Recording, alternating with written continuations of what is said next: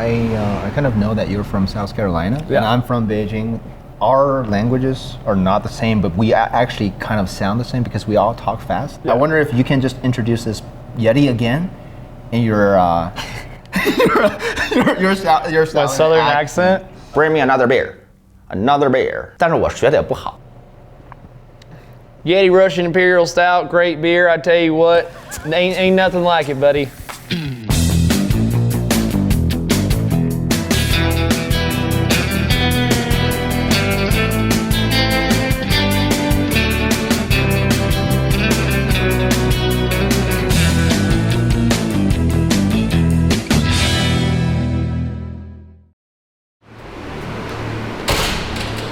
现在我们来到了分水岭酒厂的这个叫 Barrel Bar 的地方，然后这位是他们的市场经理 Matt Sandy。What about this room? This is like it fucking blows my mind. You can take a beer, like say you're drinking Yeti Imperial Stout right now. We could put that in whiskey barrels. We could put it in bourbon barrels. Put it in rye barrels. We could put it in brandy barrels. And it's going to impart some of the flavors of both the wood that the barrel is made of, and then whatever the barrels held prior to the beer. 精酿啤酒的热潮源头在美国，其中的原因十分复杂，既有远渡重洋的殖民者对故乡传统啤酒的怀恋，也有美国迅猛工业化对整个社会的改变。而我们想要关注的是，这片土地为何能孕育如此多的精酿酒厂，而这些酒厂又是如何自然地让自己的作品里带上这片土地的滋味呢？我们前去3家酒厂逛逛，这3家酒厂规模不同，活在不同的城市，听听他们与城市的故事，再品尝一下他们的精酿精神，也许就有答案。我们的第一站是丹佛，说起精酿不能不提的一座城市。丹佛呢，是一个非常具有文化气质，然后呢有很让人能享受的这么一个城市。很多的人在丹佛创立了自己的精酿酒厂。分水岭酒厂是丹佛本地最具代表性的酒厂之一，曾经在啤酒排名网站 Rate Beer 上杀到第23名。除了成绩斐然，它也很有自己的故事。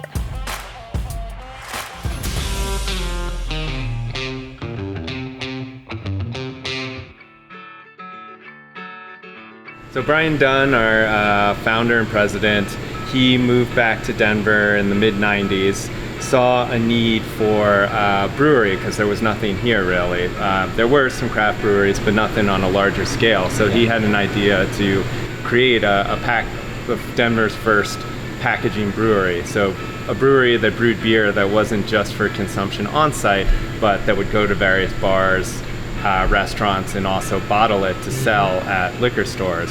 So he approached several banks, got turned down from all of them because no one thought there was anything to. It's going to be a business. Yeah, who'd heard of a craft brewery selling beer outside of their tap room? So he rounded up funding through friends and family, and then someone told him he should check with the city's Department of Urban Development or whatever it was called, and he approached them and they were able to give him a loan that got him to the amount of money he needed to be able to open the facility at Arapahoe. So he did that in 1994. The brewery, so the focus was and still is kind of on big, bold beers. Yeah, so like this one. Yes, like Yeti Imperial Stout. This is our hazy IPA.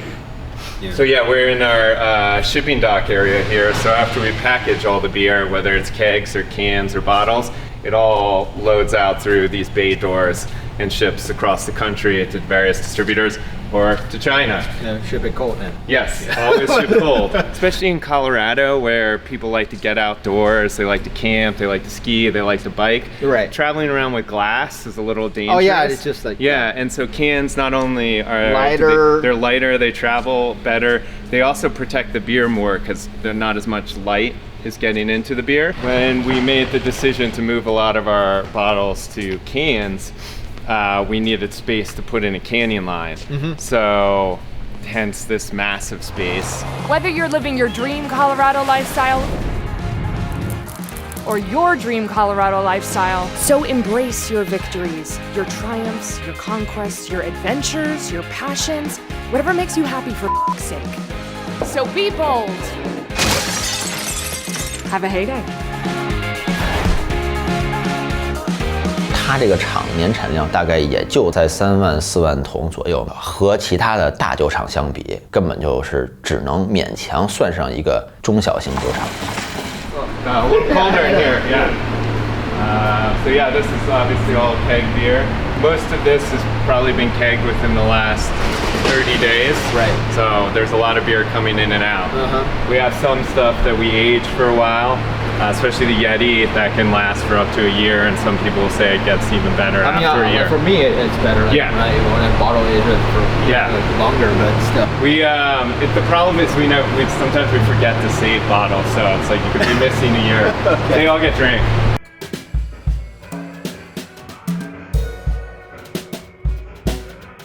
My name's Jason Wilson. I work at Great Divide. I've been here for about 4 years. And yeah, I pour the beer and make people happy. The most flagship beer that we have, I'd say, Yeti Russian Imperial Stout. Really nice, kind of chocolatey, dark chocolate, I would say, rather than milk chocolate. And coffee notes to it. UK black malt in there. 9.5%. Can withstand the apocalypse. Yes. Hercules, double IPA, really nice amber body, you can see right through, good clarity. 10.2%, nice kind of grapefruit forward, nice bitterness, but kind of got that caramel back to it. Nice residual sugars on the back. 导演，这个你尝尝，这不是特别很重，但不是特别那个苦。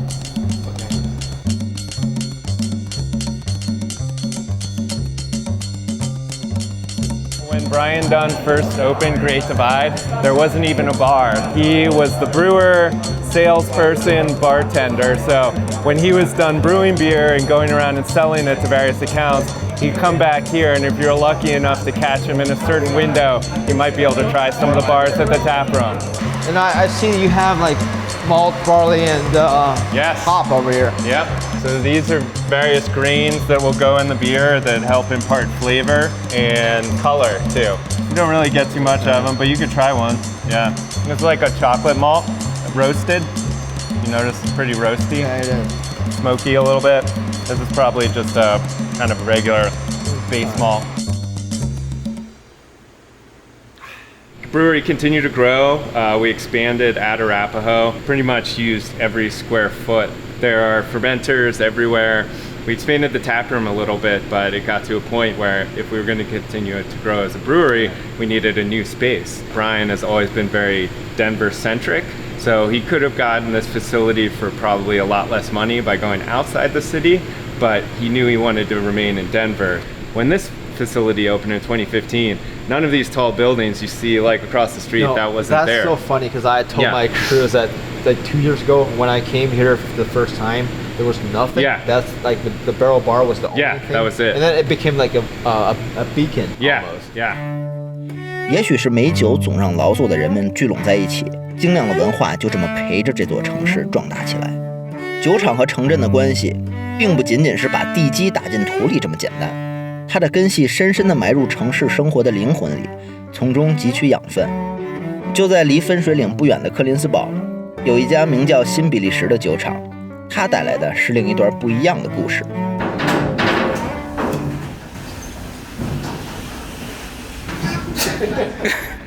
挺爽，有点晕。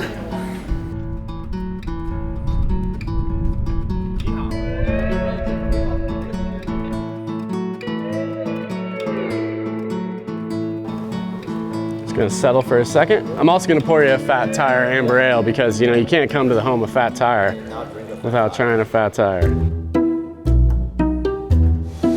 And also notice the bikes up on the roof to the left. Oh yeah. Every year we produce a custom New Belgium branded cruiser bike, and those are gifted to you on your first anniversary when you become an employee owner, because we're 100% employee owned. 新比利时酒厂的创始人 Jeff LeBeche 是个骑行狂人。当年他骑着自行车往返于丘陵之间，学来比利时传统的酿酒工艺，也喝遍了每一家酒吧。当他返回美国创办酒厂的时候，酿酒和自行车已然密不可分。他的酒里除了传统技术，肯定也有潇洒骑行时享受着的比利时微风的滋味。You don't know what this is? This is a roly-boly. So this is the traditional yard game of Belgium. Okay.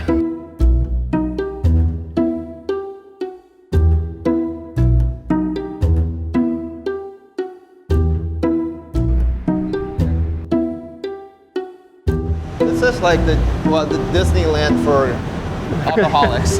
Yeah, well, you know, we encourage you to drink responsibly. For grown-ups. Yes, for grown-ups. In one of our hallways on my left is this kind of fun, funky thing that we built to illustrate New Belgium's commitment to sustainability. Our bottling and canning hall is completely lined with solar panels. At the time we installed them, we were the largest private solar array owner in the state of Colorado.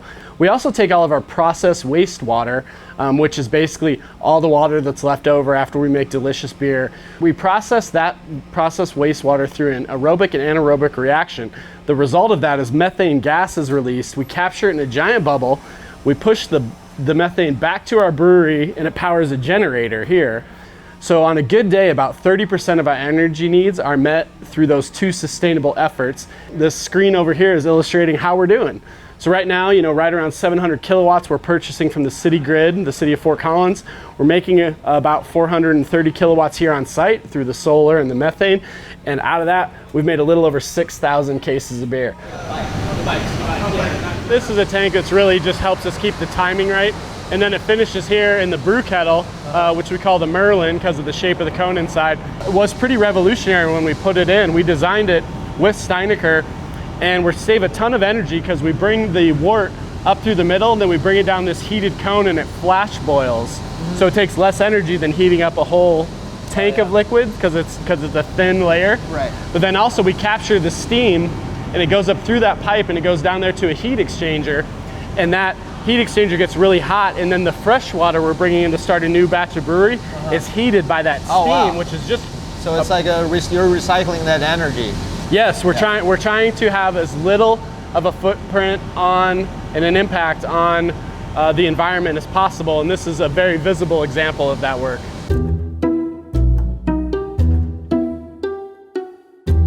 New Belgium has a long track record of philanthropy. We've given about $1 million to nonprofits per year since we were founded 27 years ago.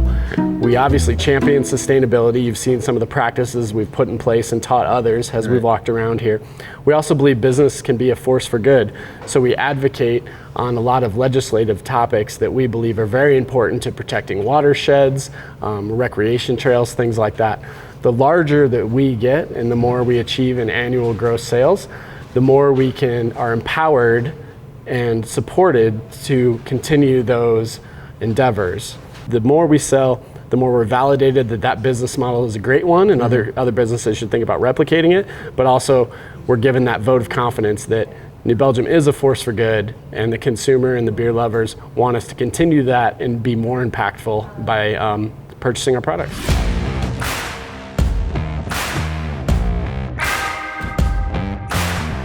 So this area is 21 years old.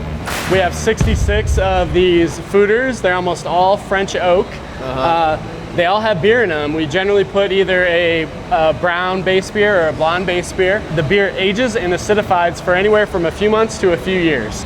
So this is all just beer that's just sleeping, resting and waiting.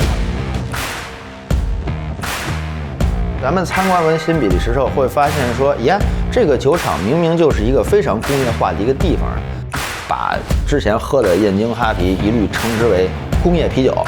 这么定义呢，似乎那意思是就是把精酿啤酒从工业啤酒里排除出去了，对吧？这事儿有问题，为什么呢？因为好的啤酒一定是要经过标准的工业化流程做出来的东西，保证生产出产品非常的统一。精酿啤酒一定是好的工业啤酒。We have an absolutely robust quality assurance department. Says yay or nay on if this beer should go to market. And we ended up dumping a lot of beer annually, more than probably a lot of startup breweries in the United States because of that commitment to quality. We don't want something that isn't a quality, delicious product going out into the marketplace because it has our name on it, and that name stands for something. 除了有趣的文化和对品质的偏执要求之外，新比利时酒厂对周围环境的保护也有一种执念。啤酒是一种活的东西，它对周围的环境异常敏感。技术上讲，水与空气会直接影响酵母的工作状态，决定酒的风味。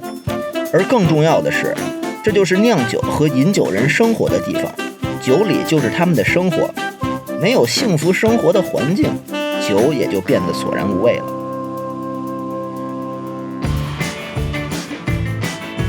在丹佛畅饮之后的下一站是洛杉矶。提起洛杉矶，你可能想到好莱坞、西海岸嘻哈以及游戏工业，但 LA 不止于此。同样的，精酿啤酒也从来不止于任何可能性。我要去 LA 的天使之城酒厂，会会那里热情的、特有层次的酿酒人。How's it going, man? Bow. Let's go. I want beers. I want beers. Let's do it. This side on the left is called the hot side. It's where we do all of the brewing. And on the right, we have what's called our cellar. So each of these tanks has a different beer in it. Some of them are up to 60 barrels. Some of them are 40 barrels, and some as small as 10 or 20 barrels. Each barrel, that's about 2 kegs worth. Do you know, like, 31 gallons. if I were to drink this whole thing, how long it's gonna take me? If you drink a 6-pack a day, for about 8.5 years. We give you a free T-shirt if you do that too. Okay. Angel City 这个厂子呢，我之前也常去，因为它是一个对于我来说更像是一个社交空间，而且它呢在艺术区 Art District 那个地方呢，周围可玩的东西特别多。We built this place back in early 2013 is when we opened, and we've always imagined it as a community space. We've always said, even if you don't want to drink beer, even if you just want to come in, hang out, work on your script, work on your painting, you're welcome to do it, because we've got plenty of space. Even if I don't spend any money, I'm still welcome to stay. Welcome, yeah, come on in. We wanted to make it a central gathering point for the arts district. Why Angel City? Why name it after? Well, Los Angeles means the angels, and we're often called the city of angels. So we wanted to really be emblematic of the city and talk a little bit about what makes Los Angeles so great. Because everybody worldwide has conceptions about Los Angeles. Oh, yeah. But we wanted to highlight sort of the other side of Los Angeles. Oh, you mean what makes us great? Conceptions? the Hollywood side. The Hollywood side, yeah, and nothing wrong with Hollywood, but there's so much more to LA than just Hollywood. So the building was built back in 1913, and it was built by the John A. Roebling's company. 这位德国出生的美国工程师还有另一个作品，就是钢丝绳悬索结构的布鲁克林大桥。1997年，酿酒师 Michael 创立了天使之城酒厂。在2004年，他们搬进了洛杉矶市中心艺术区的 John A. Roebling 大楼。这栋楼曾经是工程师在新泽西州从事钢缆制造的子公司的办公室。天使之城酒厂和大桥上的钢索各自的历史就在这栋大楼里有了交集。So this one is kind of old. It went through the Prohibition era, right? Yeah, totally. 20世纪初，美国禁酒令的10几年是一段神奇的岁月。现在留下的可能是埃尔卡彭、芝加哥打字机之类的浪漫回忆，但事实上，它催生的黑帮组织引起的混乱，以及它对酒类生产的毁灭性打击，永久的在美国酿酒文化中留下了印记。Look back to 1873, there were over 4,000 breweries in the United States. And after Prohibition, most of those were gone. They couldn't make it through from 1919 to 1933, right? By 1978, there were 89 breweries in the country. Now I think people have a much different conception of what a brewery can be. It's not just a manufacturing center that manufactures beer and gives it out to bars and saloons. Exactly. It's a community. Right, there's where people come and gather and just enjoy beers and have a good time. And it's a chance to really connect with something being built right in front of you. We don't get a lot of that in the United States. A lot of the things that we have aren't from right in our neighborhoods. But beer is such a volatile thing and such an unstable product that it's best to have it when it's right around the corner from you.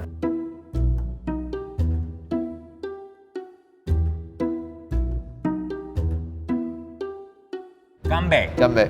Cheers. 观众看见说有这么一长条的好多杯子的那个美国人叫一个 flight， 你从左最淡的一直喝到最右边最深的，您就起飞了。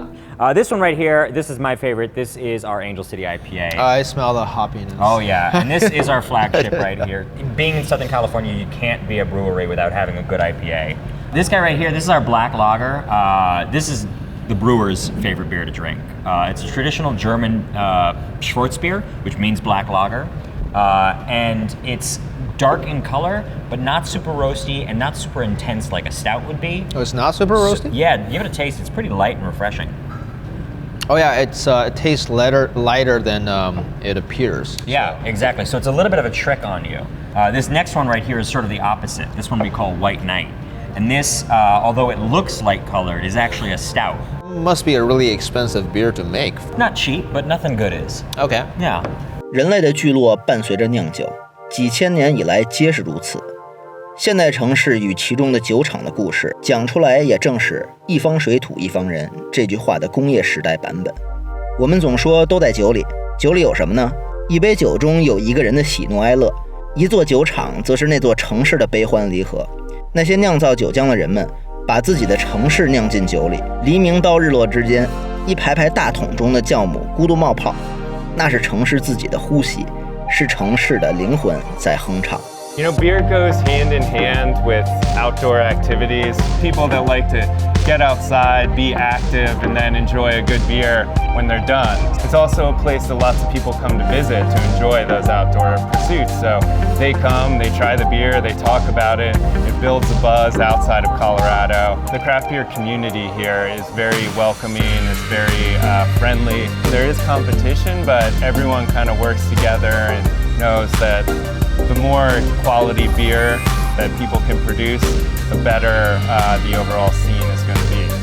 Well, a lot of times, people ask why we're sustainable, and there's a lot of very virtuous reasons for that. But at the end of the day, it makes business sense. You generally save money after a certain period of time, so we believe every business should act as sustainably, ethically as we do. If the brewers are putting passion into their beer, if they're thinking about their beer as a creative project and a creative product rather than just some commodity that can be mass produced, then you end up with something that's interesting and that kind of invites you in a little bit and demands that you pay a little bit more attention to it. We want to get people excited about the beer, and we do that through our passion. Oh, passion. I'd drink to that. I'll drink to that as well. Cheers.